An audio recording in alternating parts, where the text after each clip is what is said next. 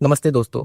Railway का जुनून और लोको पायलट बनने का सपना सुनने में जितना थ्रिलिंग है, कंपटीशन में उतना ही इंटेंस। हमारे सभी दोस्तों का, सब्सक्राइबर का एक कॉमन सा क्वेश्चन है कि सर सीबीटी 1 में कितना स्कोर किया जाए ताकि हम सेफ रहे, या फिर हम अभी से सीबीटी 2 की तैयारी स्टार्ट कर दें। तो आज इस वीडियो में हम डायरेक्ट जो डाटा, स्ट्रेटेजी और जो भी रिसोर्स है उनके ऊपर क्लियर बात करेंगे। आगे के कुछ मिनट बहुत ही इंपॉर्टेंट होने वाले हैं अगर आप रेलवे के लिए सच में सीरियस हो। दोस्तों, सबसे पहले बात करते हैं सीबीटी 1 के ऊपर। ये एक स्क्रीनिंग टेस्ट होता है। इसका मतलब है यहाँ के जो मार्क्स है कभी भी आपका फाइनल मेरिट नहीं बनाएंगे। तो सबसे पहले जो भी अभी ट्रेंड चल रही है वर्तमान में और इस बार की जो वैकेंसी को देखते हुए जो आपका कट ऑफ रहेगा वो कुछ इस तरीके से होगा। ओपन और यूआर का जो कट ऑफ होगा वो लगभग जाएगा 45 से 48 के बीच, 45 से 48 के बीच।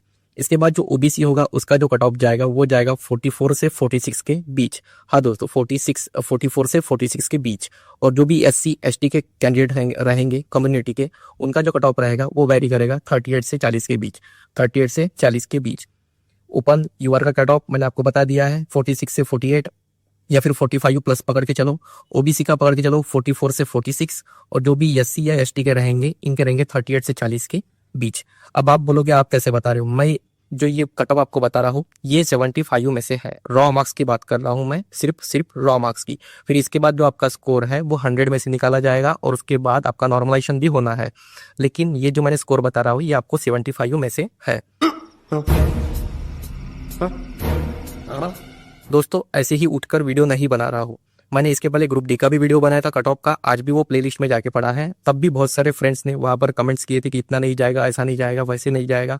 अभी भी आप जाकर देख लो, मैक्सिमम बच्चों का जो स्कोर है या फिर जो मैंने कट ऑफ बताया है उसी एवरेज जोन में, उसके हिसाब से वो कट ऑफ बराबर एकदम परफेक्ट बैठ रहा है। हम दोस्तों कौन है? आप में से ही एक है। हम पिछले 3-4 साल से तैयारी किए, उसके बाद हमने भी कई सारी एग्जाम दी है और उसके बाद आज इस मुकाम पर पहुंचे हैं। तो हमारा जो काम है वो व्यूज बटोरना नहीं है यूट्यूब से। हमारा काम है आप जैसे दोस्तों को जो एग्जाम की तैयारी कर रहे हैं उन्हें जेन्युइन रिव्यू देना।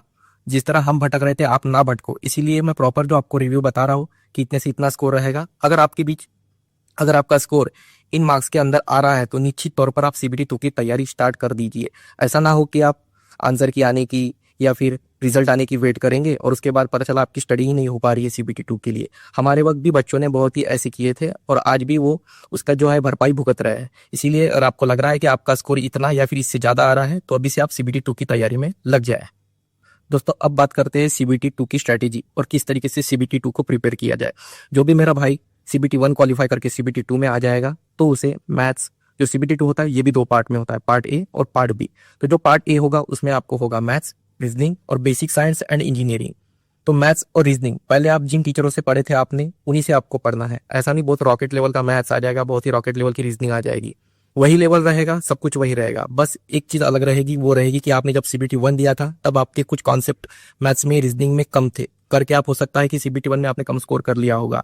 कोई चैप्टर आपको लग रहा होगा कि ये डिफिकल्ट है, तब आप उसको आपने स्किप कर दिया होगा। लेकिन इस बार हर एक मार्क आपके लिए इंपॉर्टेंट है क्योंकि ये अब आपका मेरिट बनाने वाला है।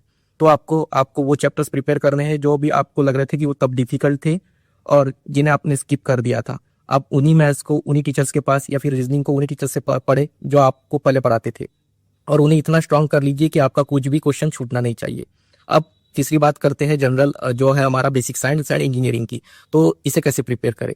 बहुत से बच्चे ये सोचते हैं कि बेसिक साइंस एंड जो इंजीनियरिंग है ये फिजिक्स है। तो मैं आपको बता दूं, ये जो है आपके मन से निकाल दीजिए, ये फिजिक्स नहीं है। हाँ, 1-2 क्वेश्चन आते हैं इसमें फिजिक्स के, लेकिन ये पूरा फिजिक्स बिल्कुल भी नहीं है। इसके लिए जो मैंने प्रिपरेशन किया था वो मैंने प्रिपरेशन किया था नीरज सर की तरफ से। ये साइंस मैग्नेट पर पढ़ाते हैं, लेकिन मैं यहाँ प्रमोशन नहीं कर रहा हूँ, ये आपका ओन डिसीजन है आपको कहाँ से पढ़ना है। लेकिन मैंने नीरज सर से पढ़ा था, उनकी यूट्यूब पे प्ले लिस्ट भी पढ़ी है और वो मैक्सिमम क्वेश्चन की प्रैक्टिस करवाते हैं। प्रॉपर आपको जो एग्जाम ओरिएंटेड रहेगा वही आपको पढ़ाएंगे और उन्हीं की बदौलत मैंने जो है 80 मार्क्स लाया था टोटल इस पेपर में। तो अगर मैं किसी को कहूँ कि कहाँ से पढ़े तो मैं सबसे पहले उनका नाम लूंगा कि नीरज सर से आप पढ़ सकते हैं। इसके बाद अगर आपकी खुद से चॉइस है कि हम कहीं और से भी पढ़े तो आप एसके झा, कोटियाल सर और एमडी क्लासेस यहाँ से भी प्रिपेयर कर सकते हैं। मैं क्या करता था, मैंने जो कोर्स परचेस किया था वो नीरज सर का परचेस किया था और इसके बाद SK Jha sir, MD classes और जो कोटियाल क्लासेस है ये ऑनलाइन यूट्यूब पर बहुत सारे क्वेश्चनों के प्रैक्टिस करवाते थे। मैं नीरज सर का भी कोर्स को प्रीफर करता था और ज़्यादा से ज़्यादा प्रैक्टिस करने के लिए मैं इनके भी क्वेश्चन लगाया करता था। जो टॉप 20 क्वेश्चन, टॉप 30 क्वेश्चन जो डेली ये देते थे मैं उनकी भी प्रैक्टिस करता था। तो आपका यहाँ पर खुद का रिव्यू है, आप चाहते उस टीचर से कर लीजिए, लेकिन जो बेसिक साइंस एंड इंजीनियरिंग है ये बहुत ही इंपॉर्टेंट है। तो मैं आपको कहूँगा कि मैथ्स और रीजनिंग, जैसा मैंने आपको कहा, कोई रॉकेट लेवल का साइंस अपना मतलब ये नहीं है, मैथ्स और रीजनिंग जो आपने पहले प्रिपेयर किए थे उसी तरीके के क्वेश्चन होंगे। बस एक चीज इसमें अलग रहेगी, आपने जो पहले तैयारी करते थे उसमें आपको कुछ चीज डिफिकल्ट लगती होगी, कोई चैप्टर आपका वीक होगा, उसे आप अभी स्ट्रॉन्ग कर लीजिए और साथ में बेसिक साइंस एंड इंजीनियरिंग को अच्छे से मजबूत कर लीजिए। यही आपके मेरिट बनाने वाले हैं। दोस्तों अब बात करते हैं पार्ट बी के ऊपर में। ये क्वालिफाइंग होता है, लेकिन मैक्सिमम जो स्टूडेंट होते हैं 90% के आसपास या फिर 80% के आसपास ये इसी में फेल हो जाते हैं। पुराना इतिहास आप उठा के देख लीजिए। अगर आपकी अपनी ट्रेड थोड़ी कमजोर है तो अभी से आप एक एक 1.5 घंटा 2 घंटा इसे देना स्टार्ट कर दीजिए, क्योंकि हमारे वक्त हमने बहुत सारा पढ़ा था लेकिन एग्जाम इतना डीप पूछे गए थे क्वेश्चन। पिछला आप इतिहास उठा के देख लो तो बहुत ईजी क्वेश्चन आते थे, बेसिक क्वेश्चन आते थे, लेकिन हमारे समय में काफी लेंथी क्वेश्चन आए और एकदम डीप पूछा था। इसीलिए मैं आपको अभी से कहूंगा कि सिर्फ ऑब्जेक्टिव क्वेश्चन का नॉलेज होना ठीक नहीं रहेगा। आप अभी से जो आरटीआई के सेमेस्टर वाइज जो नोट्स है बच्चों के, जो आपकी ट्रेड होगी वो पढ़िए। उसके बाद जो निम्मी पैटर्न की थ्योरी बुक आती है उसको अच्छे से पढ़िए, और मैक्सिमम ज़्यादा से ज़्यादा ये यूथ पब्लिकेशन की किताब आती है, वहाँ से भी आप क्वेश्चन लगा सकते हैं अपने ट्रेड के लिए। और साथ में जैसे कि SK Jha sir, Kotiyal sir और एमडी क्लासेस पर डेली की ये क्वेश्चन करवाते हैं ट्रेड के, तो वहाँ से भी आप प्रैक्टिस कर सकते हैं। जितना ज़्यादा क्वेश्चंस की प्रैक्टिस करेंगे, जितना ज़्यादा थ्योरी समझेंगे, उतना आपके लिए अच्छा होगा। तो मैं आपको यही सजेशन देना चाहता हूँ। दोस्तों ये सब होने के बाद में सिलेक्शन कौन से बच्चे लेते हैं, अब आपको बताता हूँ। सिलेक्शन वो बच्चा लेता है जो ज़्यादा से ज़्यादा टेस्ट सीरीज लगाता है।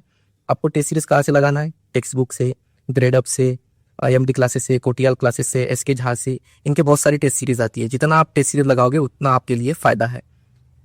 दोस्तों मैं आपको अपने जो मैं जब पेपर दिया करता था ट्रेड का, उसके मार्क्स आपको शो कर रहा हूँ ताकि आपको आइडिया हो जाए कि किस तरीके से पढ़ना है और कितना हमको स्कोर अच्छे से अच्छा लाना है।